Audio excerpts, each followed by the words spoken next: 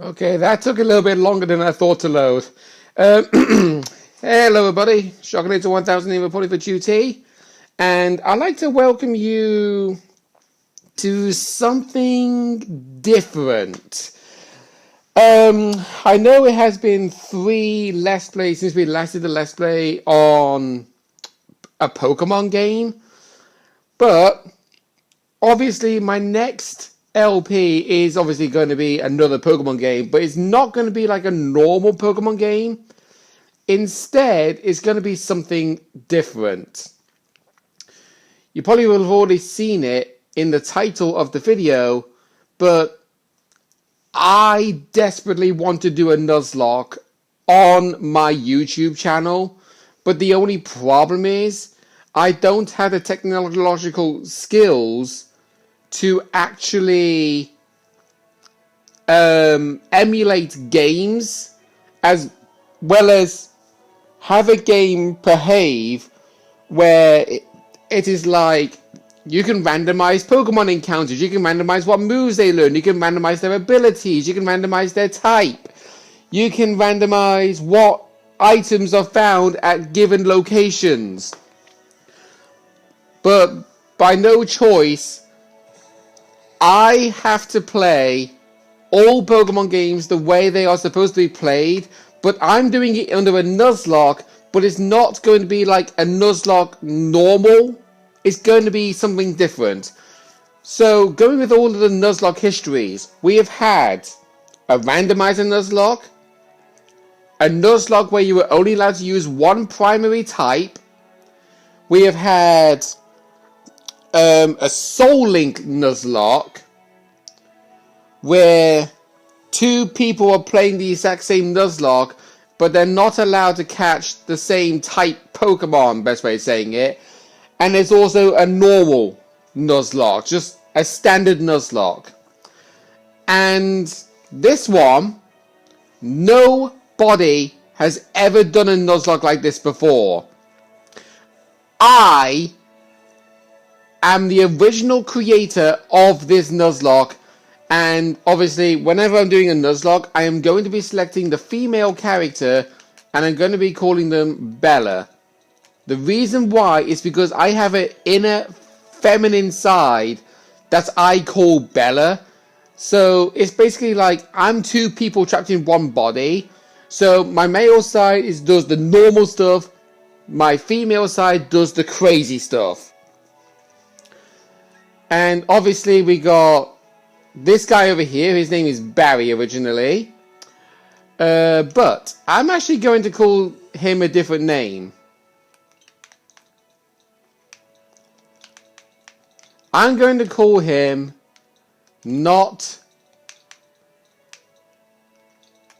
Subbed, because just like with MJ TV, he actually says this: those who are not subscribed are known to be the mortal enemy of all things entertaining. So, if you actually enjoy my video game content, please subscribe to my channel and also like the videos as well. You don't have to leave comments, but if you want to give a comment, at least make it be positive and also happy and not just, you know, down to the ground. So anyway,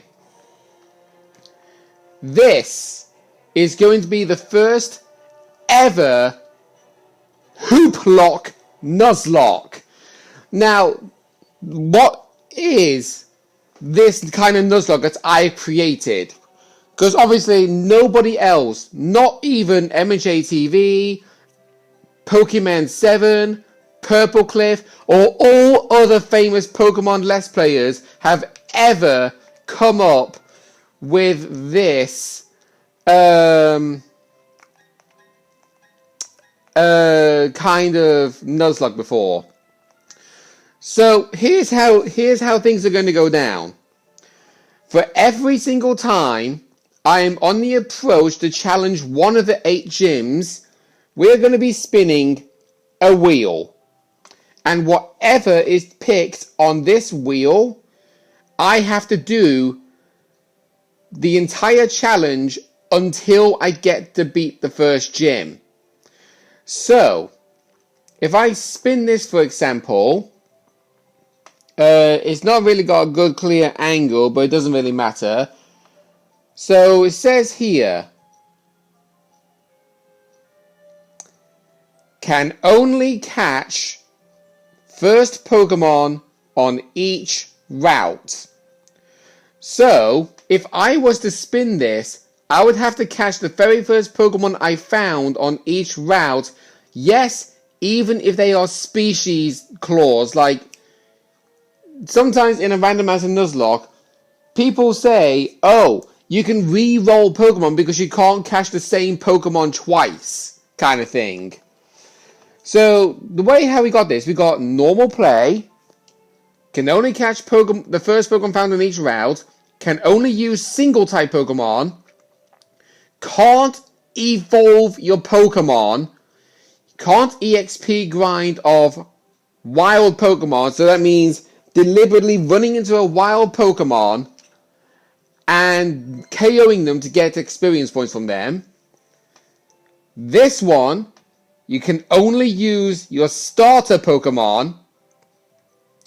The one in red, actually, let's see. So we got here, you can't buy items, can only use dual types, have to catch a Pokemon in the Grand Underground, which is what Brilliant Diamond Shining Pearl has. Have to release a Pokemon. Can't use healing items or TMs. Have to use only one particular type. So this is basically tied to another wheel that I have on a spin the wheel app on my phone. I will spin the wheel, and whatever type it gives me, I am only allowed to use that one primary type throughout the entire playthrough until I beat the gym required. So like, say for example, I spin fire. I can only use a fire type Pokemon, regardless if it's a single type or a dual type. There's the can only use starter Pokemon, can't EXP grind, can't evolve Pokemon, can only use single type, can only catch first Pokemon found on each route. Normal play, cannot use Pokeballs, so that means you can't catch new Pokemon. And this one, you have to catch one Pokemon that matches whatever type I spin on the wheel. Okay? So, that is what this Hooplock is all about. I am basically going to be playing a game of Pokemon Brilliant Diamond, and I am going to be doing whatever the wheel gives me from the moment when you get given the catching tutorial of how to catch a Pokemon, like we veterans ever need tutorials on. So, yeah. I am actually saying this. Nobody has ever done a Nuzlocke like this before. So this is basically the very first time that a Nuzlocke run is depicted by the spin of a wheel. And I want to dub this as the first ever Pokemon Hooplock Nuzlocke. And excuse me a minute, one of my cats is outside wanting to come in.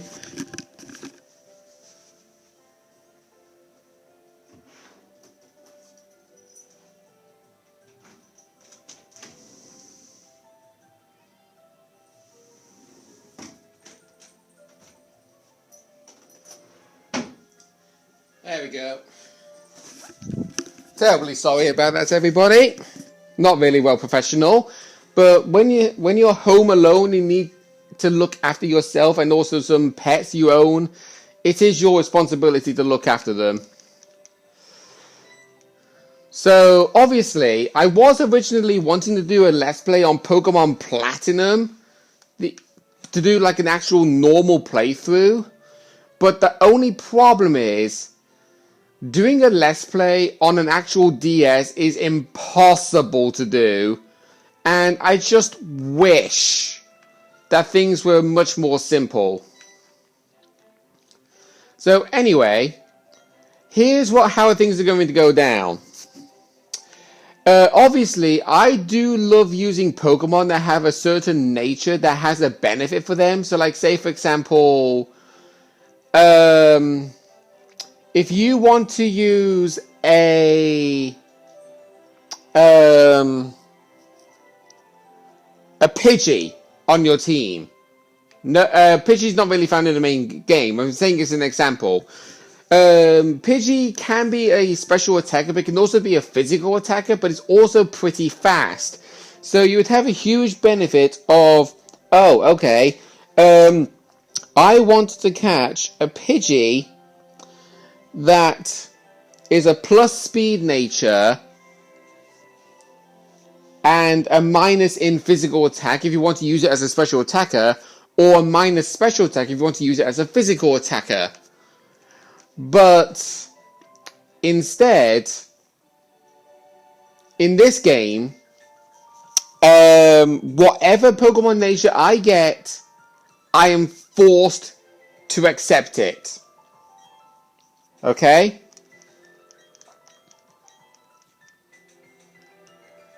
So that is the criteria. So going over the whole concept of the Sinnoh game for Pokemon Platinum, you do actually have to use Pokemon for HMs.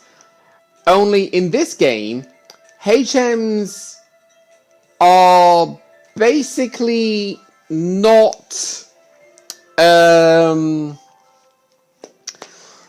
requirement. Well, they are a requirement in this game, but you don't have a case where it's like, oh, you get given a HM and you can't get rid of it until you go to a move deleter. But no, in this case, it's more so the fact of, right, they're basically TMs and you can get rid of them. But obviously we have limited TMs and all kinds of stuff, really. So here we got a choice of Turtwig, Chimchar, and Piplup. What I'm going to do first and foremost is I'm going to bring up my laptop, and I am going to bring up on Google a random Pokemon generator, depict it to Sinnoh, and do all types. And we'll do not fully evolved so we can increase the odds. And whichever one of these three starter Pokemon is rolled, that's who we have to use. So Turtwig. Okay, there we go. That was fast. Usually it doesn't really pick them that fast. But Turtwig is who we're going to use. So let's get this started. If you actually want my honest opinion about the starter Pokemon, Chimchar is the better of the three.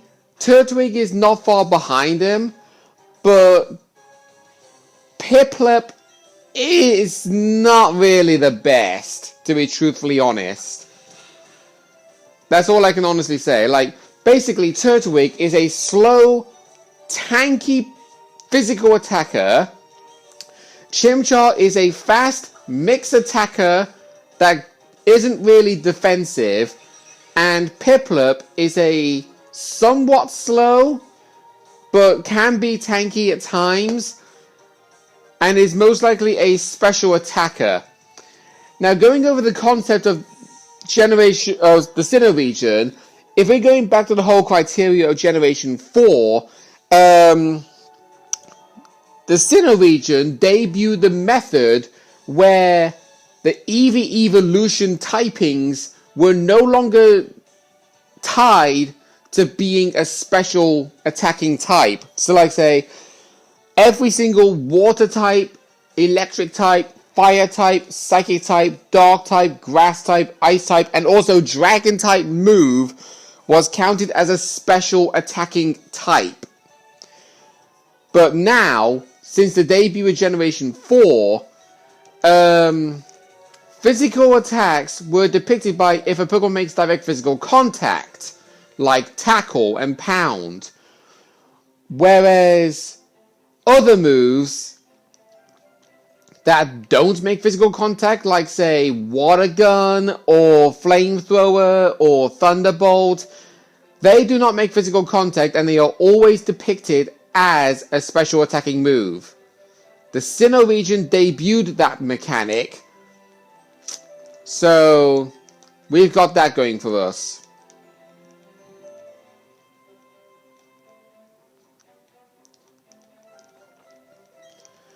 So in every single method in a Nuzlocke, whenever you get given a Pokemon or you catch a Pokemon, you basically have to give that Pokemon a nickname.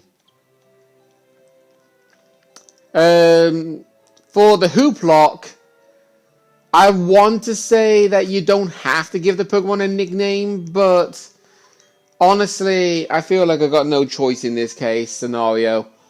I have to follow the criteria of a Nuzlocke, but the thing is, we're not doing a Nuzlocke where it's like you can only catch the first Pokemon in each route, because that's a randomizer Nuzlocke, and we're not doing a randomizer Nuzlocke. We are doing a genuine Hooplock. So whatever the wheel gives us, that is what we have to follow the criteria of. Sorry, my laptop actually like shut itself because I was tapping my laptop and then the screen just went and shut itself fully. But anyway, yeah, so basically, when it comes to catching Pokemon, you can basically do whatever the hell you want. But you still have to follow the criteria of the wheel that I showed you. I like how I got a female Turtwig. It's actually pretty rare to get a female starter. Oh, nice! Nice! What a way to start off this Nuzlocke. Plus physical defense, minus speed, and her highest IV is physical defense. Oh, that is actually brilliant for a Nuzlocke. Because if anything, in a proper Nuzlocke, you want to have the benefits of having somebody who is incredibly defensive and really hard to knock out. If you're going for a Pokemon that's like incredibly offensive and fast, then that is at least good, because you're basically knocking out your opponent before they get a chance to do anything to you. And yeah, this is going to be a recurring trend, this is. Just having Pokemon just constantly jumping out and slowing me down. So, once we get to the catching tutorial of this game, I am going to spin the wheel, and whatever I get, I have to follow that criteria. But here's the thing. If I defeat the first gym, whatever I got on the wheel the first time will be ruled out for the second spin. So we're not having a case of like, oh, on the approach of Gym 1, you can't buy items. And then on the approach of Gym 2, again, you can't buy items. That just spoils the challenge and the fun of this game.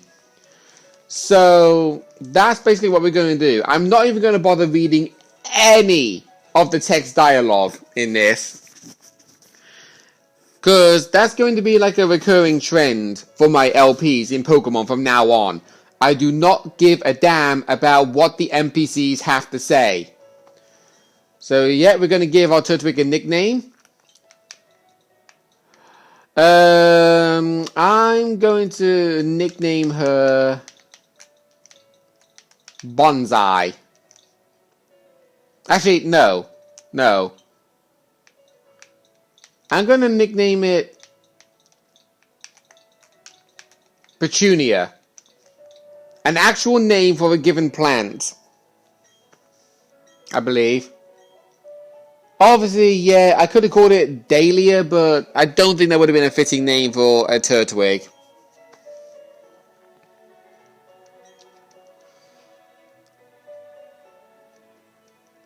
Okay, Professor. Yeah, I actually hate the fact that it's like, okay, I want your help with this Pokedex. Can you help me, please? Even if you say no, just like force it on you anyway. Or whatever.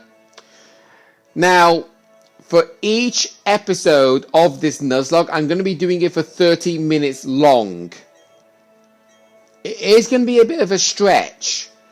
But hopefully it doesn't reach a criteria where it is like, oh, the recording's going to get cut midway through. Because obviously I don't really want any recording cuts. If it does happen, at least I have Wondershare Filmora 12 to basically edit my videos, so that way I can fix any issues if they so to happen to arrive. So here, this isn't the catching tutorial just yet. We're going to go into the Pokemon and I'm going to buy some items. So in case if we happen to get the, oh, you're not allowed to catch Pokemon, or you're not, actually no, you're not allowed to buy items, at least we have them ahead of time. So 20 Pokeballs, 10 potions, and then we're going to make our way back to our house, talk to the character's mother, and then we can eventually get back to the catching tutorial, and then we'll go to the spinning the wheel. Not having anything slow me down. Now, going over this, there is actually a line that I will point out that actually makes me laugh every single time when it comes up, because it reminds me of a story I did one time. Your rival's mother comes into your house and asks you if we happen to see our rival, and she says, is my little, and then it puts in whatever name you gave your rival. One time, I actually named my rival Toad, and his mum said, excuse me, is my little Toad here? Which is actually pretty funny. Because it makes it sound like a, has anybody seen my pet Toad? He escaped from his cage earlier on and I can't find him anywhere. Can you look for him for me, please? It's kind of like that. It's so funny. Oh. But anyway. Here we go. This isn't really at the catching tutorial, but I want to spin the wheel now. Whatever we get, that is the criteria we have to match on the approach of Gym 1. So what do we get? Our first challenge is...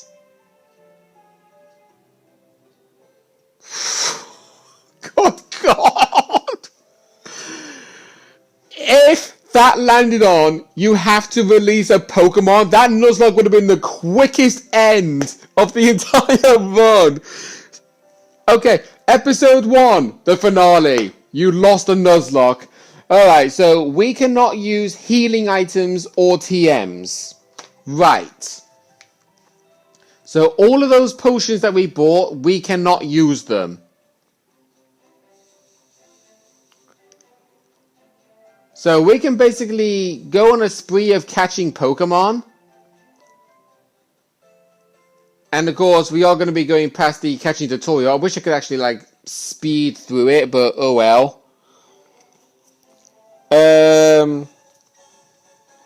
The one thing that I could honestly say, it probably would feel weird for me to actually do a Let's Play of Brilliant Diamond Hooplock, and then later on I do a Let's Play on Pokemon Platinum, because you're basically seeing the exact same story, except for Pokemon Platinum, the story is a little bit different compared to Brilliant Diamond Shining Pearl. It's not like everything is entirely different, where it is like, oh, in this route, somebody uses a Starly, but then in a different game, they're not using a Starly, they're instead using a Bidoof, kind of like that. So, it's hard to basically say or somewhat, but anyway, I think I'm actually going to do this for 25 episodes, actually. I said, no, 25 minutes. What? 25? I'm going to do this for 25 episodes. Yeah, that's fitting. Right. So I'm going to end my episode off here. So next time on my Pokemon Brilliant Diamond Hooplock Nuzlocke, we're going to be pressing on to Jubilife Village.